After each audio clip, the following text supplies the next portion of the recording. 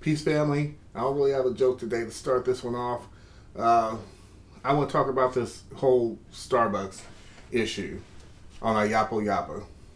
Be right back.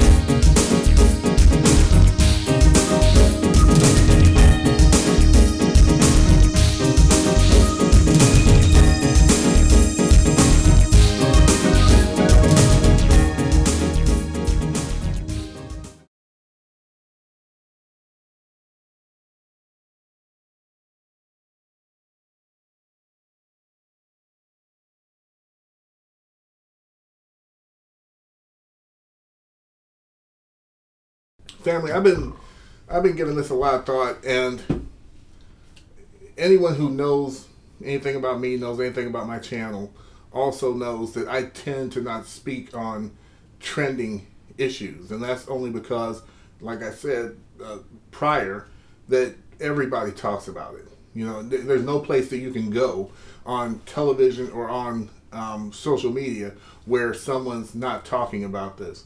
And so when it comes to trending issues, trending stories, I'm like, you know, everybody's talking about, which is fine.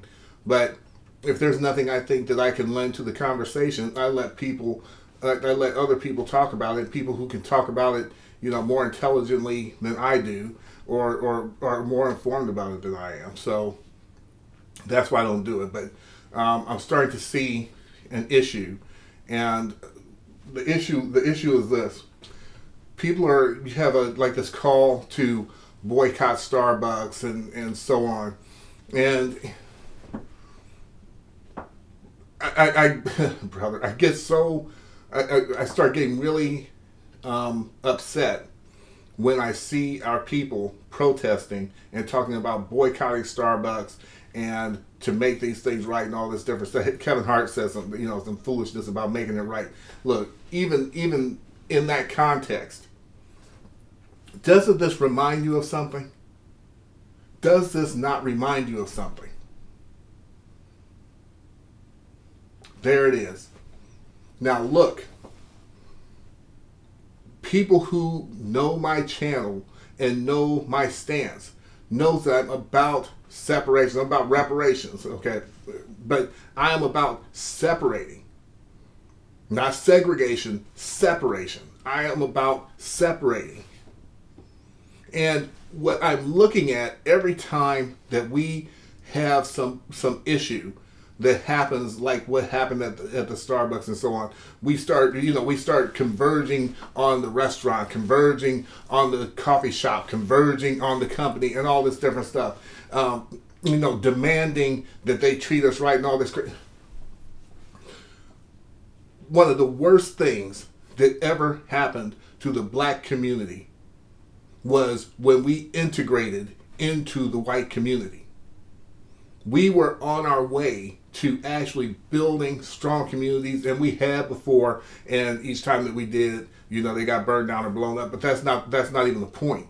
The point is that we were still able to build our own communities, build our own businesses, build our own infrastructure, if you will. No, we did, and the thing was, we didn't even have the financial backing to do it. We just figured out ways to do it.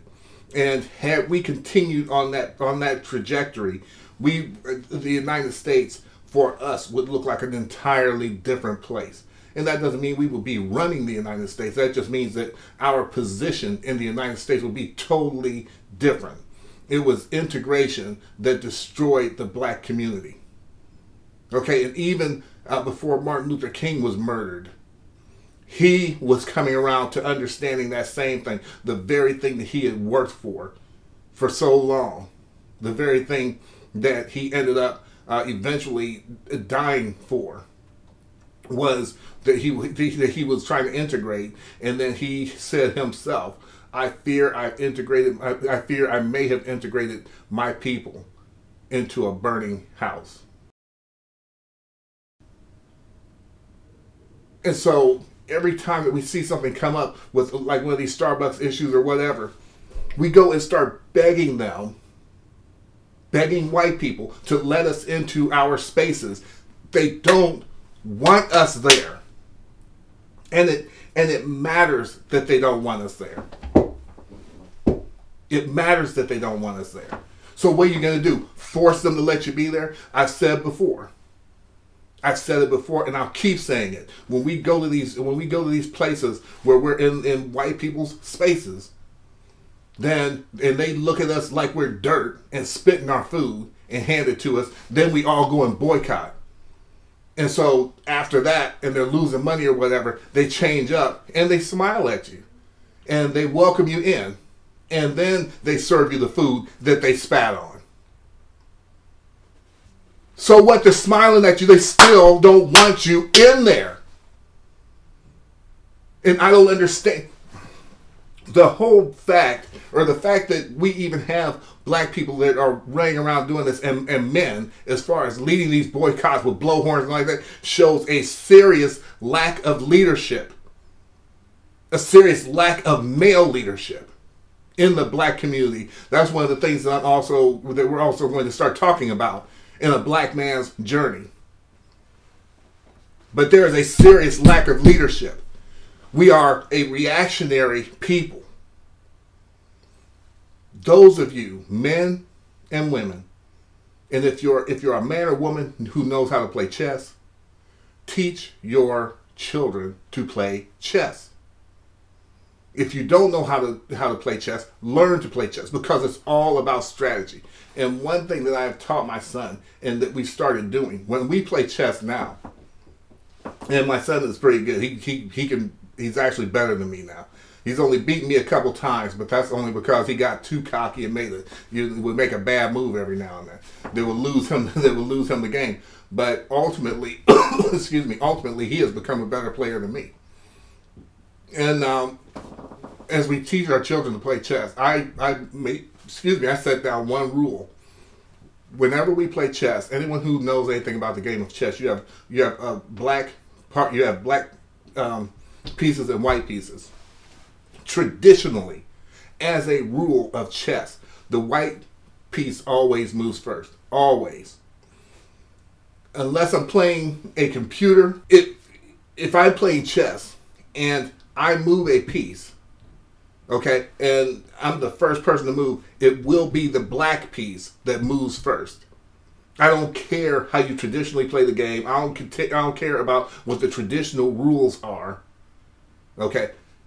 When I play chess, I demand to be black, and I demand to move first. It's psychological. It's psychological, because traditionally, according to the game, the rules of the game, the white piece moves first. That means that as the black piece, you are automatically on defense when the game starts. As soon as you put your pieces on the board and you're the black side, then you're automatically on defense, because the white piece moves first. I do not play chess like that. If I'm playing a computer, you can't help that. But if I'm playing a person, I will not play them if the black piece is not allowed to move first. Now, other than that, learning the strategy of chess helps you to learn to think strategically. Also, another thing that I have taught him, I said every third or fourth game, take your queen off the board. If you're playing a computer, you open it up, and within about the first 3 moves, you can the computer can get your queen, and you learn to play that game without your queen, because the queen is the most powerful piece on the board. Okay, the king rules the board. You have to capture the king to win, but it's the queen that has the power on the board. You let them capture your queen so that you're forced to play without it, so that you're forced to play at a disadvantage. What's the purpose of that? Psychologically, you have to figure out how to strategize around being at a disadvantage, the same way that we are in real life as black people in this country. You are at a disadvantage from the word go. Okay, so that's how that's how I teach my son to play chess. That's how I play chess. You don't play every game without your queen. You just like every third or fourth game, you just play it without your queen, so that you can get in the habit of having to strategize strategize while you're at a disadvantage, and you never let the other person move first if they're the white piece, because it's psychological. Because again, it's all psychological. Yeah, it's a game, but it's small things like this. It's psychological. It might not seem like much to us, but in the construct of an entire system, you know, we have to, as black people, we have to start looking at every little thing and understanding that we exist inside of a construct. Now, talked about chess for this reason. You cannot win if you're always on defense. You cannot win if you're always reacting to someone. If you're playing chess, the thing that you want to do the very most is to get the person to react to your moves, so that they're not making moves that they're choosing to make. The only moves that they're making are moves that they're forced to make because you're making them make those moves. And that is one of the biggest problems that we have as black people, is that we are reactionary. And we're always on defense. Every time something happens, it's like we keep our protest boards like lined up in alphabetical order or something. And we wait for something, the next thing to happen. Okay, somebody got shot. Okay, this is okay. I got my placard. Let me go out there. Oh, somebody got discriminated against. Okay, there's that placard. Let me go. We got to come off of that. How do we come off of that? By separating. How do we separate? Do not boycott Starbucks. Don't boycott Starbucks. Don't go up in there. Every business, practically, not every single one, not yet, but every business has a black counterpart. Every business has a black counterpart. Denny's is not the only family restaurant in the United States. There are plenty of black-owned family restaurants. Starbucks is not the only gourmet coffee shop in the United States. There are plenty of black-owned gourmet coffee shops. And I know it because I just looked some up this morning in my area. And they're there, and I'm going to go there. I don't even drink coffee. I'm just going to go there because they have other things I can drink. Hot chocolate, whatever. But my point is that I'm going to give them my business. I'm not going to beg a white person to let me sit beside them and have a cup of coffee in a place where they don't want me. I want to go where I'm wanted. I want to go where my dollars are appreciated. I want to go where my dollars are going to benefit the black community. Why are you going to beg? Why in the hell would you beg Starbucks to give them your black dollars? When there are gourmet coffee shops that are black owned in your area, they're saying, "Here I am. You know, come to me. I love you." You know, I love you. I want you here. We don't need to go there. We don't want them in our spaces. They don't want us in their spaces. And I'm not going to say that's across the board, because one of the coffee shops that's black owned here, there are plenty of white people that go there because it's a good coffee shop, but it is black. It is strictly black owned. People working behind the counter are black. And I think there might be one or two white people, but the point is that they're black-owned coffee shops that love black people. And when white people go in there, they're not treated like pariahs, because it's not like they don't want them in the space. And I have to admit, if I'm to be intellectually honest, there are white establishments that don't mind black people going in there. And if that's fine, if that's how it is, then I will go in there and I will give you my dollar. But if you don't want me in there, I don't want to be in there. So you can spit on my food or treat me like crap, and then I still give you my money. That's crazy. There are plenty of, if you're like a high-end person, I guarantee you there are plenty of high-end like fashion stores for women and men that are black owned. Jewelry stores owned by black people. But yet we're begging white people to let us into their spaces that they don't want us to. Separate. I am all about us separating. I don't know why this is such a difficult concept for us to grasp. And as we separate, we'll stop hearing these stories about these outrages. And there's no need to boycott. You just withdraw totally from them. You don't go to them. I'm not going to go to the black-owned coffee shop to boycott Starbucks. I'm going to go to the black-owned coffee shop because that's where they want me. That's where they love me. That's where I'm appreciated, and that's where my dollar circulates around our community. Has nothing to do with Starbucks. If Starbucks never existed, I would still seek out and find the black coffee shop. That's what we need to do, is seek out and find black businesses with whom we can do business. Not as a protest, not as a reaction to something, but as a course of action, as a way that we do things. We need some leadership in our community. And leadership is not grabbing a blowhorn and standing outside of a restaurant that doesn't want you there and then say, please, let us go in there so you can spit on my food.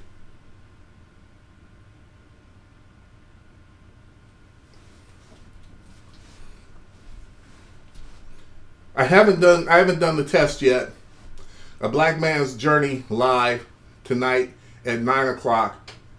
We'll discuss these issues, as well as others. I do have an agenda for what we're going to talk about this evening. It was supposed to have been last night. I apologize that it wasn't. Anyone that saw the video saw what happened. I couldn't go live for 24 hours. So it should be fine tonight. I'm going to be doing another test today just to make sure. But a Black Man's Journey. Black men, we need to become leaders in this community. We need to knock off the feminine energy, and we need to take on these reins and become offensive, and then teach our communities how to be offensive. And I'm not talking about violence. I'm not talking about going out in the street shooting at people. I'm talking about strategically, with our buying power, becoming leaders and using strategy. Using strategy. Like I said, if you don't play chess, learn the game. If you do play chess, continue to play. Teach your children how to play. Black men, we need to lead. Our women and children are not following us because we're not leading. We are not leading. And I'm talking about more than just being a talking head on YouTube. We have to start getting out into our communities and leading. And we ourselves need to do some healing psychologically and spiritually, so that we stop, so that we can stop being reactionary. That doesn't mean that when things happen we don't need to address them, but we've got to get in front of some of these things. We got to get in front of some of these things. So that's it for right now. I will do another test a little bit later today to make sure that I can go live with a Black Man's Journey tonight at 9 o'clock. I'll give you the lab for that. And I really hope to see you there. And ladies, I'll be glad to know that you're out there, those of you who choose to watch. If you don't, I can understand that since you're not able to comment. But either way it goes, I look forward to a Black Man's Journey on A Black Man's Journey live channel tonight at 9 o'clock Eastern Standard Time. Much love and respect to the family. Peace.